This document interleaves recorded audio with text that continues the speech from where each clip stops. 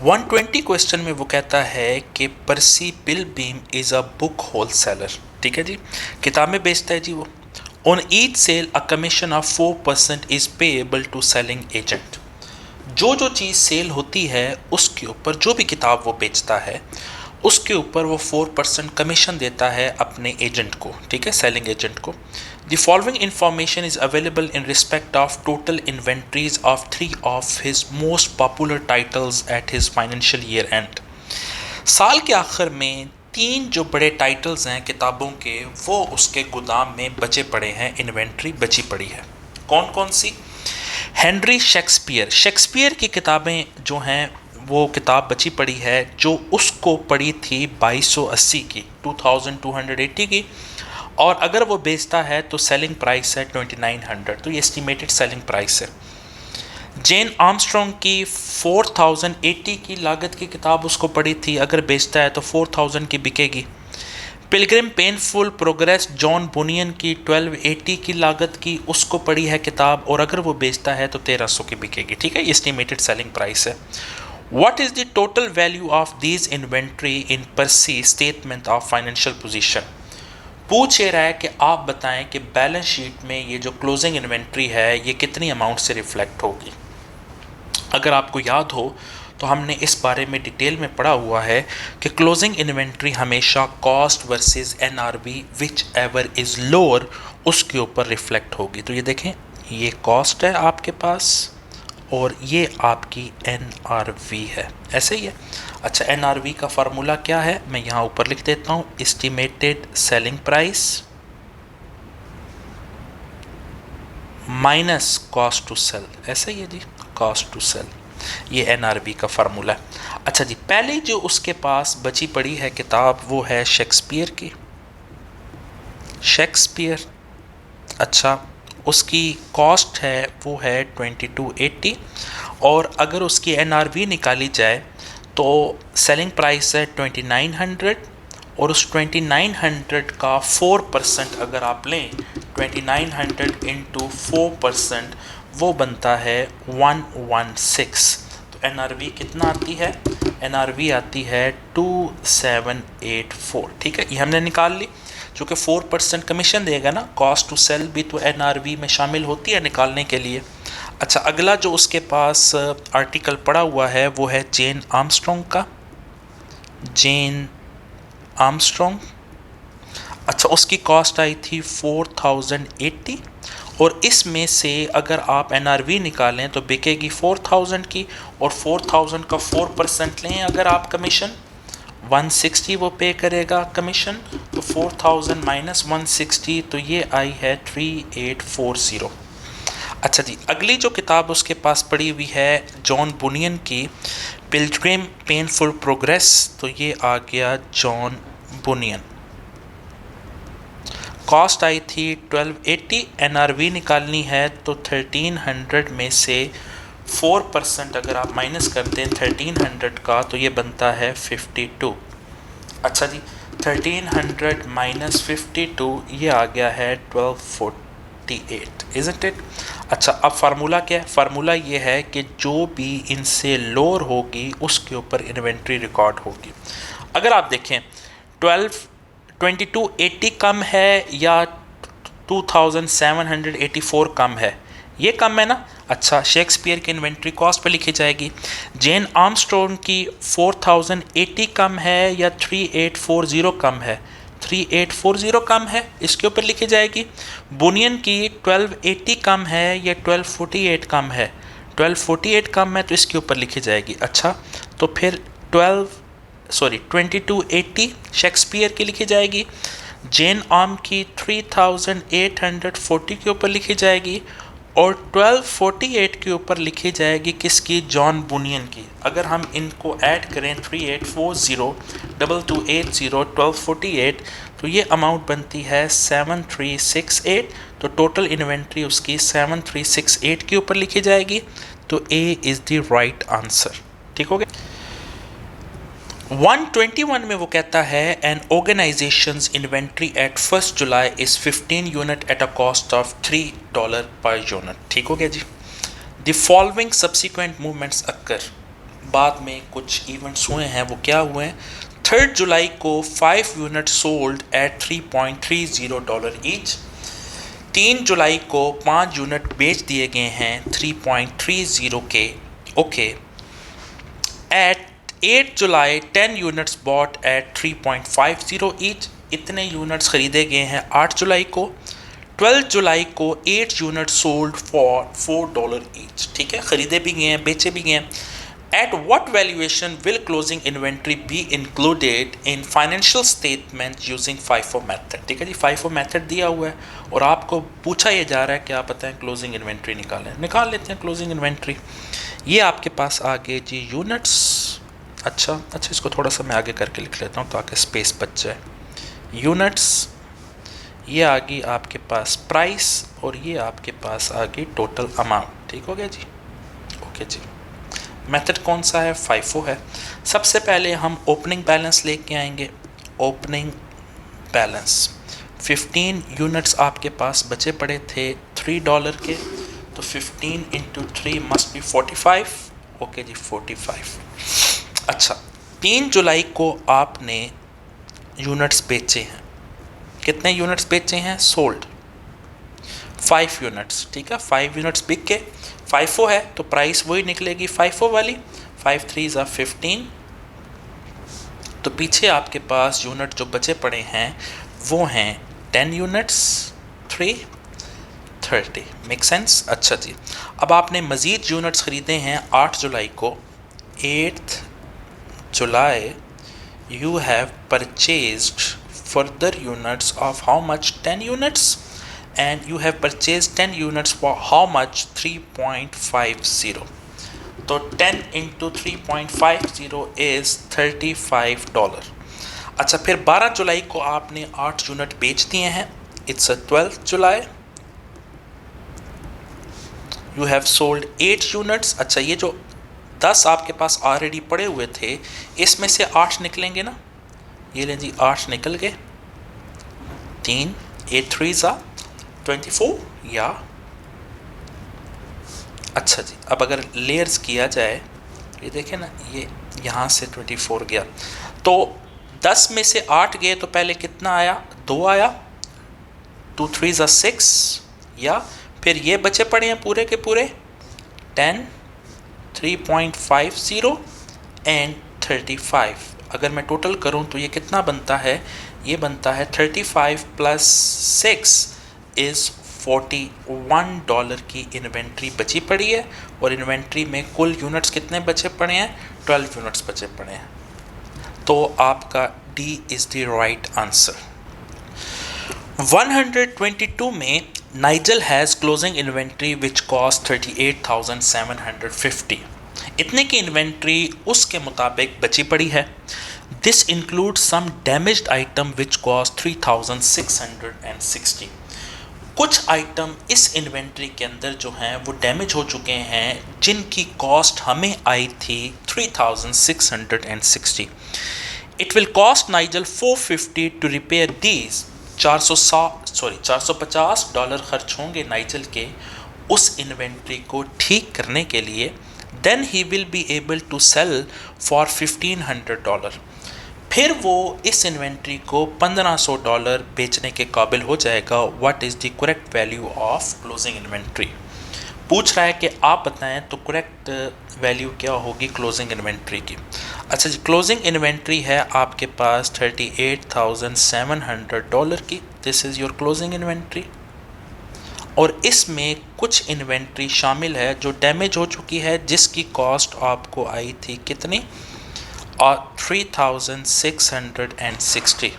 Now he is saying that in order to sell this inventory, ज़ाहिर damage हो गई है, NRV निकालेंगे आप, तो NRV का फार्मूला होता है estimated selling price 1500 minus cost to sell, that is 450। So the net amount will become 1500 minus 450, that is 10,050. तो which ever is lower, ये वाली वैल्यू लोअर है ना as compared to ये वाली वैल्यू, isn't it? तो हम लोअर वाली वैल्यू शामिल करेंगे।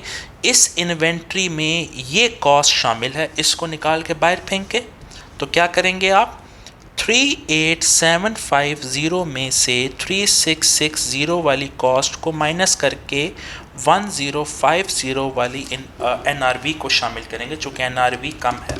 अगर NRV ज़्यादा आ रही होती तो इन्वेंट्री इसी पे रहने देते, तो यही आपका आंसर होता।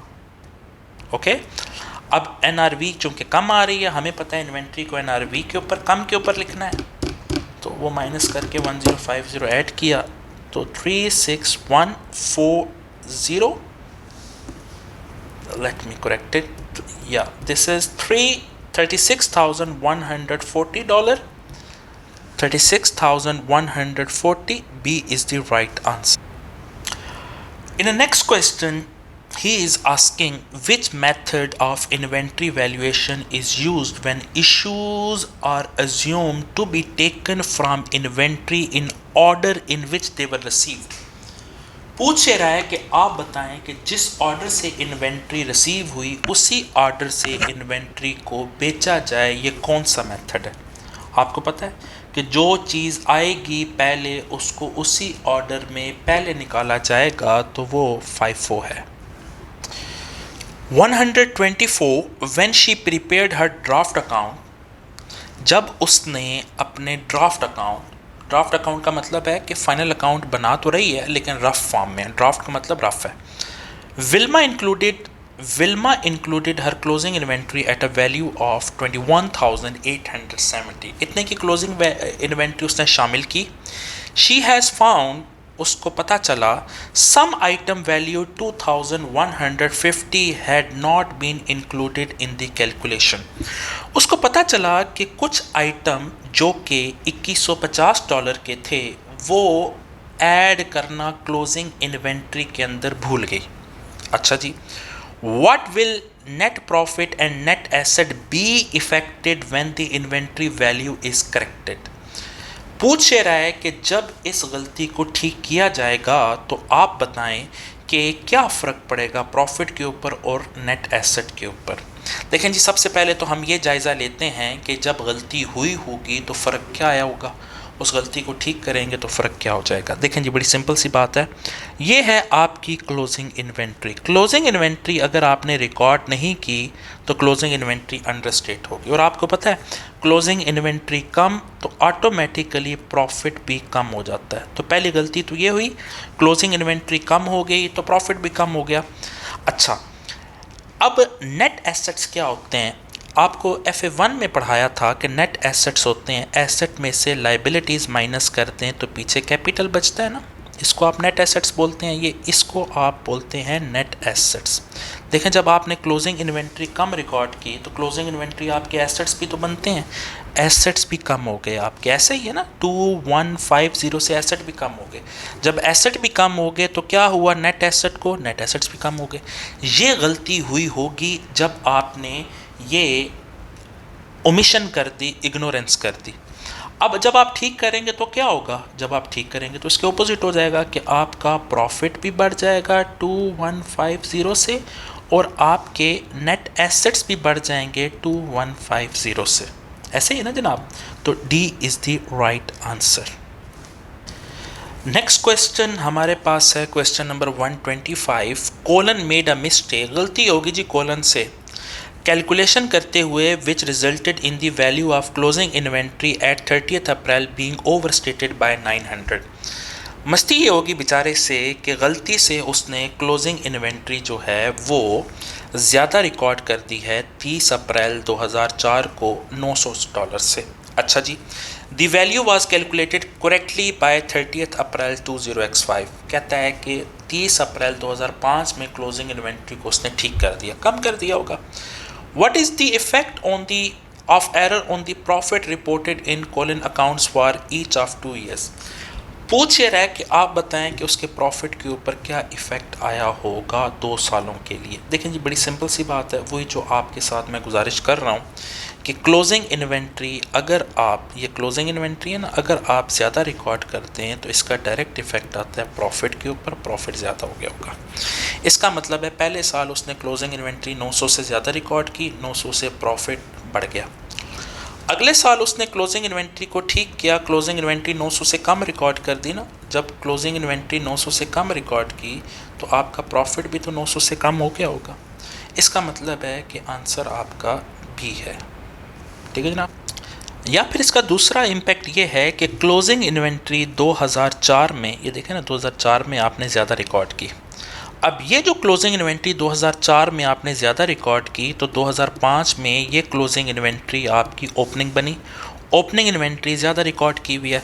ओपनिंग इन्वेंट्री की नेचर एक्सपेंस है, एक्सपेंस ज़्यादा रिकॉर्ड हो जाए तो प्रॉफिट ऑटोमेटिकली क्या हो जाता है, प्रॉफिट ऑटोमेटिकली कम हो जाएगा। कितने से, 900 से। तो दोनों सूरतों में आंसर आपका बी ही बनता है। नेक्स्ट क्वेश्चन में वो हमसे कहता है 126, Kieran is an antique dealer. पुरानी चीज़ों के साथ उसका ताल्लुक है जी। His inventory includes a clock with a cost of 15,800। Inventory में एक पुरानी दौर की क्लॉक पड़ी हुई है जिसकी कॉस्ट 15,800 की थी। Kyron expect to spend 700 on repairing the clock, which will mean that he will be able to sell it for 26,000। $700 लगाता है अगर क्लॉक के ऊपर तो $2600 की बेच पाएगा। देखें आपको पता है ना, यहीं से अगर आप पकड़ लें इसकी गर्दन से इसको, ये कॉस्ट है और NRV निकालनी है तो इसी 2600 में से 700 माइनस कर दें तो 25,300 आ रहा है। तब भी अगर आप देखें तो कॉस्ट कम है तो इन्वेंट्री को कॉस्ट ही के ऊपर रहने देंगे, जो कि आपको रूल का पता है, विच एवर इज़ लोअर, तो B is the right answer. Next question है हमारे पास 127, LMN has just publish its financial statement. Financial statement publish हो चुकी हैं जनाब, विच शोज़, जो ये बता रही हैं gross profit for the year is 6.5 million. Gross profit जो है हमारा वो 65 लाख है या 6.5 मिलियन है। अच्छा जी, अब मेजर एरर रोला हो गया जी, एरर हो गया है। In inventory valuation has just been discovered. कोई मिस्टेक कर बैठे हैं हम, जो कि बाद में पता चल गई है। Opening inventory is over stated by 1.3 million. गलती ये हुई कि ओपनिंग इन्वेंट्री को गलती से 13 लाख से 1.3 मिलियन से ज़्यादा रिकॉर्ड कर दिया था। And closing inventory has been understated by 1.6 million, और क्लोजिंग इन्वेंट्री को 16 लाख से कम रिकॉर्ड कर दिया था। ये गलतियां हुई हैं तो प्रॉफिट आपके पास निकला हुआ है 5.6 मिलियन, 6.5 मिलियन, जो कि गलत है। What should be correct gross profit for the year. कहता है कि आप इसको ज़रा ठीक करके दें प्रॉफिट को, ये आपने गलतियाँ कर दी हैं। देखें जी, बड़ी सिंपल सी बात है कि अगर आपने ओपनिंग इन्वेंट्री को गलती से 1.3 मिलियन से ज़्यादा रिकॉर्ड कर लिया, ओवरस्टेट किया ना, तो इसका इफ़ेक्ट आया होगा, प्रॉफिट आपका कम हो गया होगा, चूँकि ओपनिंग इन्वेंट्री आपका एक्सपेंस है, ऐसे ही है ना, तो प्रॉफिट आपका कम हुआ हुआ है। दूसरा ये है कि क्लोजिंग इन्वेंट्री को क्लोजिंग इन्वेंट्री आपके पास 1.6 मिलियन है, आपने उसको कम रिकॉर्ड किया। क्लोजिंग इन्वेंट्री कम तो प्रॉफिट कम। इसका मतलब है कि आपका प्रॉफिट दो वजह से कम हुआ है, एक ओपनिंग इन्वेंट्री ज़्यादा रिकॉर्ड करने की वजह से, एक क्लोजिंग इन्वेंट्री कम रिकॉर्ड करने की वजह से। अच्छा जी, अब इसको ज़रा रिवर्स करते हैं। 1.3 मिलियन की वजह से जो प्रॉफिट कम हुआ है वो प्रॉफिट को इंक्रीज़ करने के लिए ऐड करते हैं 1.3 मिलियन, और वो जो क्लोजिंग इन्वेंट्री को कम रिकॉर्ड किया था उसकी वजह से प्रॉफिट कम हुआ है, ठीक करने के लिए उसको भी ऐड करते हैं 1.6 मिलियन। तो ये आ गया 6.5, 1.3, 1.6, ये आ गया 9.4 मिलियन। तो ठीक हो गया ना, 9.4 million. D is the right answer. Question number 128 में कहता है what is the unit cost of the following item. देखें जी, यूनिट कॉस्ट निकालने के लिए अगेन ये MA1 से रिलेटेड है आपका, और आपको ज़्यादा बेहतर पता है, MA1 MA2 के आप गुरु हैं। देखिए, यूनिट कॉस्ट निकालने के लिए आपको पता है कि रॉ मटेरियल की वैल्यू तो शामिल होती है, डायरेक्ट लेबर भी आती है, मैन्युफैक्चरिंग ओवरहेड भी आती है, लेकिन जो वेरिएबल एडमिनिस्ट्रेटिव ओवरहेड है वो तो इसमें शामिल नहीं होता, ऐसे ही है ना। इसका मतलब है कि इसकी वैल्यू जो है वो 5, 3, 8 और 1, ये होगी आपके पास $9।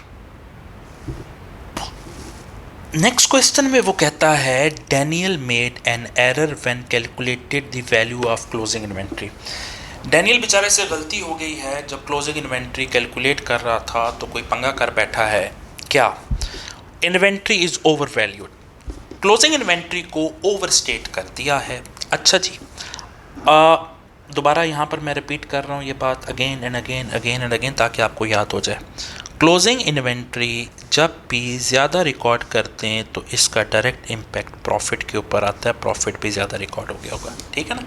अब याद रखें, स्टेटमेंट में आपने ये लाजमी पढ़ना है कि क्या एरर करेक्ट करने के बाद बताएं ट्रीटमेंट, या एरर समेत ट्रीटमेंट बताएं कि ये एरर होने की वजह क्या बनी, इस एरर से क्या इम्पैक्ट आया होगा। अच्छा जी, देख लेते हैं वो क्या कह रहा है। How is the net profit for the year and net asset at the end of the year affected by this error. वो ये कह रहा है कि आप ये बताएं कि ये जो गलती हुई है तो नेट प्रॉफिट और नेट एसेट्स के ऊपर क्या इम्पैक्ट आया होगा। ज़ाहिर है क्लोजिंग इन्वेंट्री ज़्यादा तो प्रॉफिट भी ज़्यादा और आपके नेट एसेट्स भी ज़्यादा हो गए होंगे। नेट एसेट्स का आपको पता है कि assets minus liability is equal to net assets capital, और एसेट्स अगर आपने ज़्यादा लिख दिए तो नेट एसेट्स भी आपके ऑटोमेटिकली ज़्यादा हो गए होंगे। तो B is the right answer. Make sense?